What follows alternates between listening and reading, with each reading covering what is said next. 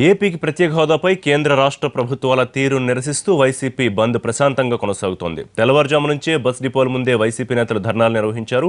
పలు చోట్ల బస్సులు డిపోలకే పరిమితమయ్యాయి. వ్యాపార, వాణిజ్య సంస్థలు స్వచ్ఛందంగా మూసేశారు.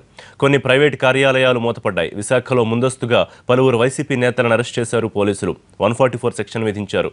నేతలను అరెస్ట్ చేయడంతో పరిస్థితి ఉద్రిక్తంగా మారింది. విజయవాడలో అర్ధరాత్రి నుంచే పలువురు వైసీపీ నేతలను గృహ నిర్బంధంలో ఉంచారు. నగరం నుంచి ఎస్కార్ట్ సాయంతో బస్సులు నడుస్తున్నాయి.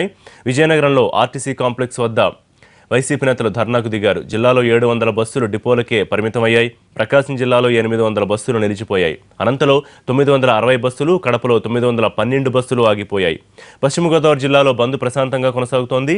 ఏలూరు ఆర్టీసీ డిపో వద్ద వైసీపీ నేతలు బస్సులను అడ్డుకున్నారు. చిత్తూరు నారాయణవరం వద్ద హైవేపై నిరసనకారులు బైఠాయించారు. శ్రీకాకుళం, పాలకొండ డిపో ముందు బైఠాయించిన వామపక్ష నేతలను అరెస్ట్ చేశారు పోలీసులు.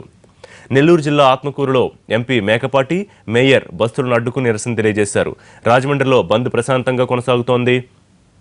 తూర్పుగోదావరి జిల్లాలోని 13 డిపోల్లోనూ బస్సులు నిలిచిపోయాయి. దీంతో ప్రయాణికులు తీవ్ర ఇబ్బందులు పడుతున్నారు.